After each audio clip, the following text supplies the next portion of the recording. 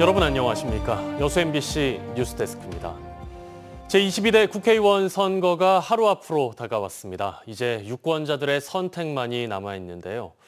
여야 각 진영은 막판까지 표심 잡기에 총력을 기울이고 있습니다. 문형철 기자입니다. 전남의 22대 총선 사전투표율은 전국에서 가장 높은 41.2%. 윤석열 정부 심판을 위해 지지층이 결집한 것으로 해석하고 있는 지역 민주당 진영은 본 투표에도 적극적으로 참여해 줄 것을 시민들에게 호소했습니다. 또 현 정부의 실정을 바로잡고 민생을 회복시키기 위해서는 민주당의 기반인 전남도민들의 전폭적인 지지가 필요하다고 강조합니다. 윤석열 정부의 독주를 막고 견제하기 위해서는 강력한 야당이 필요합니다. 동부 지역 주민들이 더불어민주당을 적극 지지해서 이번 총선에서 전남 지역 모든 선거구에 후보를 낸 국민의힘.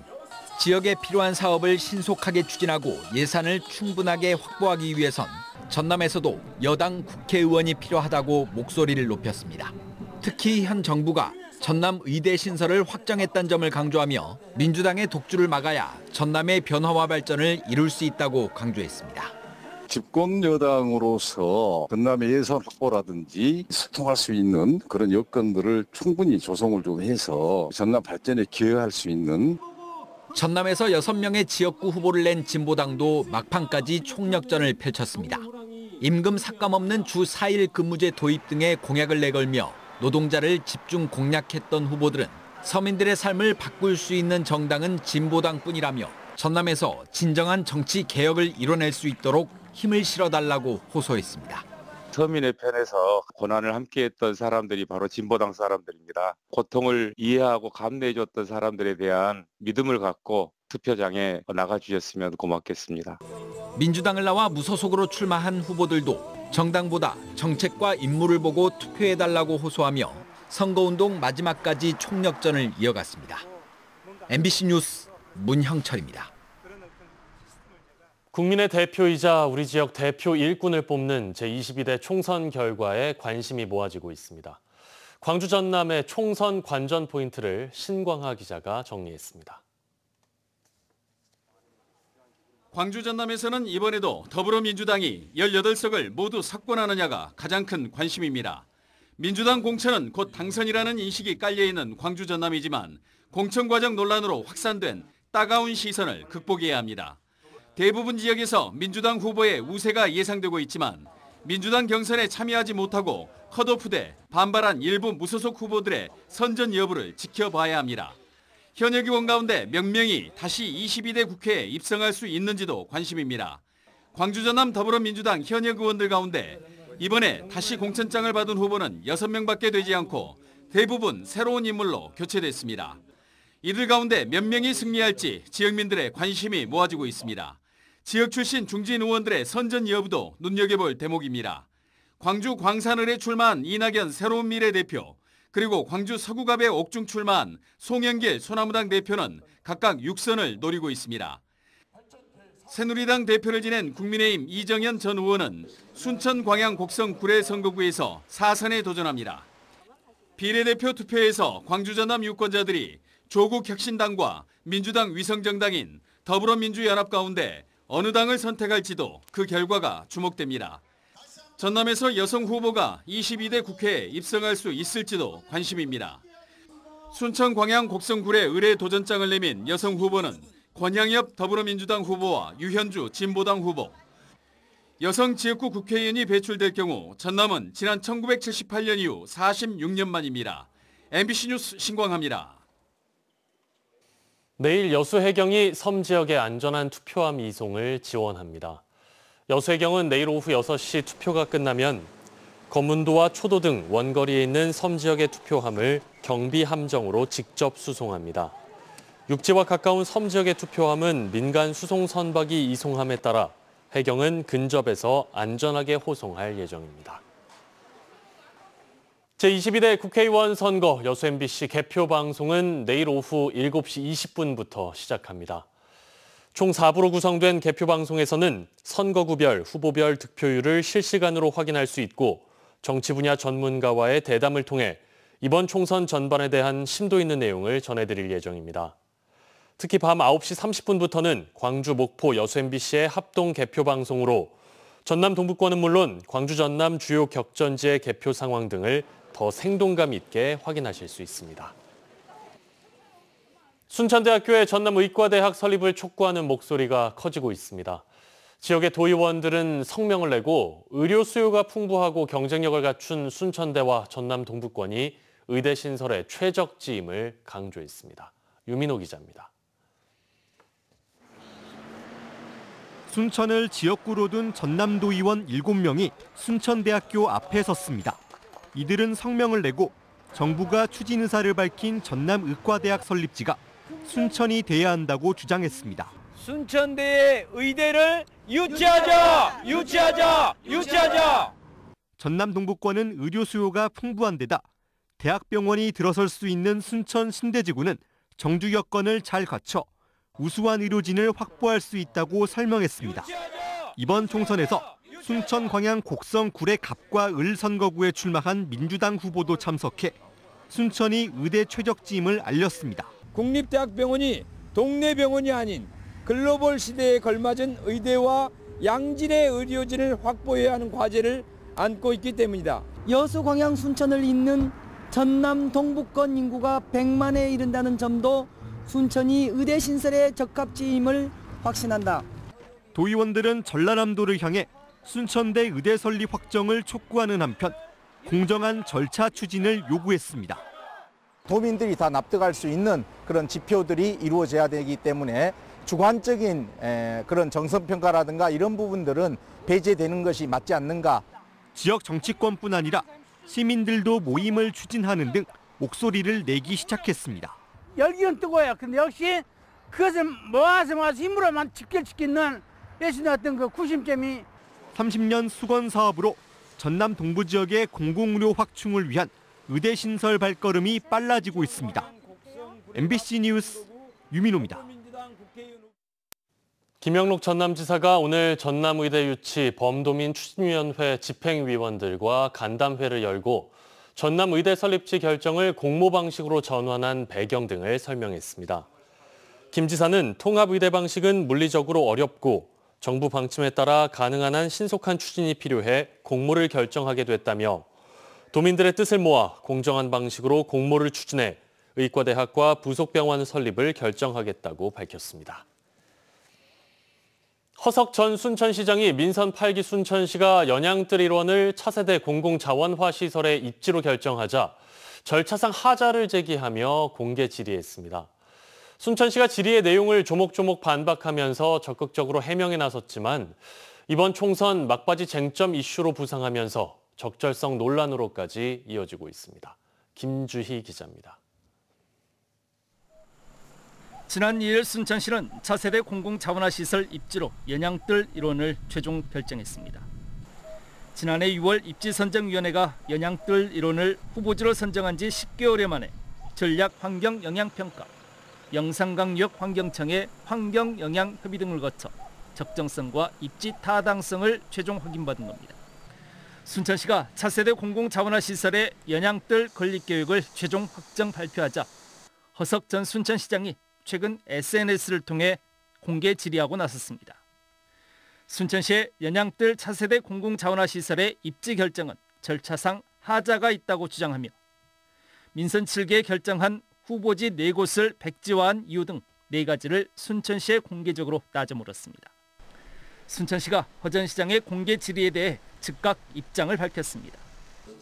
허 전 시장이 주장하는 민선 7개 당시 시설 입지는 최종 결정된 바 없었다면서 백지화라는 표현부터 맞지 않다고 주장했습니다. 황전, 월등면 등 지역 주민들의 거센 반발 속에 당시 전략환경영향평가 본안 작성을 포함한 주요 행정 절차를 중단했고 이후 진전 없이 결국 민선 7기 임기를 마쳤다는 겁니다. 또한 그 사이 정부의 환경정책이 매립에서 소각으로 크게 달라진 만큼 폐기물 처리시설의 원점 재검토는 불가피한 행정행위였다고 설명했습니다. 환경정책이 2030년 쓰레기 직매립 금지, 또 그리고 폐자원 에너지화, 그리고 발생지 처리 원칙 이렇게 변화됨에 따라서 이런 새로운 환경 정책에 부합하는 입지 계획을 발표할 수밖에 없었고요. 시는 이와 함께 폐기물 처리 시설 운영 방식은 아직 정해진 바 없고 시설 지하화에 따른 안전 문제에 대해 설계 단계에서부터 세심하게 검토하겠다고 밝혔습니다. 입지 선정 관련 주민 의견 수렴 노력에 대해 전형적인 님비 시설에 대한 시민 인식 개선을 위해 200여 차례에 이르는 선진 폐기물 처리 시설의 견학, 교육 체험 활동, 주민 설명회, 공청회 등을 꾸준히 진행해왔다고 설명했습니다. 지금 적극적으로 반대하시는 또 연양 삼지구나 해룡, 마산 주민들에게도 더욱더 적극적으로 다가가야 되고 또 선진지 견학을 정말 그런 주민들이 한번 가보시고 또 여러 가지 의견을 또 한번 나눠봤으면 하는 바람입니다.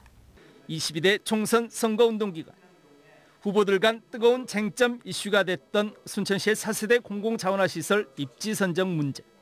총선 막바지 시점에 민선 7기 순천시 허석 전 시장까지 이 문제에 적극적으로 가세하고 나서면서 적절성 논란으로까지 확산하고 있습니다. MBC 뉴스 김주입니다.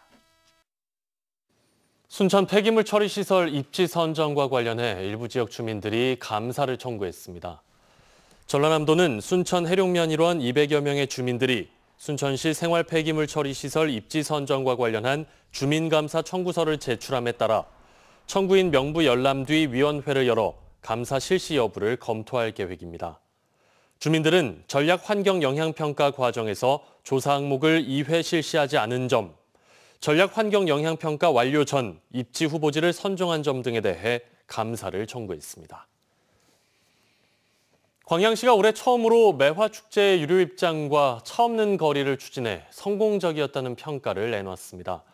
지리적인 특성상 주차난과 교통체증의 한계는 드러났지만 앞으로도 새로운 콘텐츠 개발과 시도는 계속해 나가겠다고 밝혔는데요. 최우식 기자가 보도합니다. 지난달 광양 매화축제 기간을 전후해 섬진강변 매화 관광객은 99만여 명. 이번 매화축제의 가장 큰 특징은 올해 처음으로 시도했던 축제 유료화와 차 없는 거리 운영이었습니다. 100만 인파가 몰리면서 입장료 수입만 7억 1천만 원. 지역 경제에 미친 여파도 직접 효과 28억 원, 간접 효과는 723억 원으로 추산됐습니다. 입장료는 상품권으로 전액 환급해줬고 옛날 도시락과 다회용기 사용 등으로 이전과는 다른 축제의 방향을 제시했습니다. 이번에 유료화를 하면서 상당히 많은 걱정을 가지고 추진을 했습니다. 그렇지만은 축제 상품권으로 전액 환급함으로써 관광객도 만족하고 주민들도 만족하는 상생형 축제가 되겠다고. 광양시는 이번 축제가 안전한 친환경 축제, 바가지 요금 없는 축제, 관광객이 만족하고 지역 경제에 도움이 된 축제라고 자평했습니다. 매화 축제장에만 그치지 않고 다안면 상가와 망덕포구, 서천변 불고기 거리까지 관광객이 유입된 것으로 분석했습니다. 하지만 행사장의 지리적 특성상 주차난과 교통체증은 여전한 한계를 드러냈고 최선의 효율적인 교통관리에도 불구하고 특히 남도대교 부근에서는 민원이 많았습니다. 광양시는 이 같은 결과를 토대로 향후 축제의 방향과 개선책을 다시 수립하고 특히 해마다 새로운 축제를 만드는 데 주력하기로 했습니다. 만약에 여러분들이 생각할 때 그리고 시민들이 생각할 때 또 관광객들이 볼 때 컨텐츠에 문제가 있었다면 과감하게 컨텐츠도 또 바꿔야 합니다. 새로운 아이디어 이것들을 우리가 끊임없이 개발해야 되지 않을까. 올해 새로운 시도가 돋보였던 광양 매화축제가 주제의 확장과 소재의 다양화를 통해 차별화된 품격 있는 축제로 진화하고 있습니다. MBC 뉴스 최우식입니다. 2024 고흥 녹동항 드론쇼가 이번 주 토요일 밤 화려한 개막 공연을 시작으로 7개월간의 대장정에 들어갑니다. 고흥군은 오는 13일 저녁 8시부터 녹동항 바다정원에서 전남 최초로 선보이는 드론 1,500대의 군집 비행쇼와 멀티미디어 불꽃쇼, 레이저쇼 등 다양한 볼거리와 풍성한 공연으로 꾸며지는 고흥 녹동항 드론쇼 첫 공연을 펼친다고 밝혔습니다. 특히 이번 개막 공연은 2024 힘찬 도약, 희망찬 고흥의 봄을 주제로 우주항공 중심 도시 고흥을 알리는 공연들이 펼쳐지고 매 주말 녹동항 일원에서 먹거리타운 포차와 푸드트럭존, 농수특산물 직거래 판매장도 상시 운영됩니다.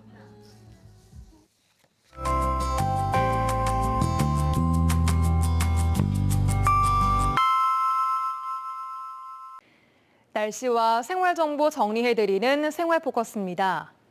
2021년 청년희망 디딤돌 통장에 가입한 1000여 명을 대상으로 전남도가 만기 적립금 83억 원을 지급했습니다. 매월 일정 금액을 3년간 적립하면 만기 때 저축한 금액의 2배를 주는 청년 지원 정책으로 전남도는 이달 신규 대상자 1,500여 명을 모집할 계획입니다. 2021년부터 3년 동안 여수에서 발생한 화재 가운데 31% 이상이 봄철에 집중적으로 발생했습니다. 화재 원인으로는 부주의가 절반 이상을 차지했고 전기적 요인과 기계적 요인이 뒤를 이었습니다. 광양 고향사랑 기부제 취지를 알리기 위한 퍼포먼스가 히말라야에서 펼쳐져 관심을 끌고 있습니다. 허형채 광양읍 농촌중심지 활성화사업 위원장은 최근 히말라야 강진리 4,773m에 올라 고향사랑 기부제를 알리는 현수막을 펼치며 고향을 홍보했습니다. 화창한 봄을 기대하는 마음과 달리 구름 많고 흐린 날이 이어지고 있습니다. 선거일인 내일도 종일 구름 많겠는데요. 미세먼지는 보통 단계 보이며 공기는 깨끗하겠습니다. 내일도 온화하겠습니다. 전남 동부 지역 한낮 최고 기온이 18도로 오늘과 비슷하겠지만 순천의 아침 기온은 6도로 낮게 출발하면서 일교차가 커지겠습니다. 10도 안팎의 큰 일교차 속 건강관리를 잘 하셔야겠습니다. 자세한 내일 지역별 기온 보시면 여수가 9도, 광양 8도, 고흥 7도, 순천 6도 예상됩니다.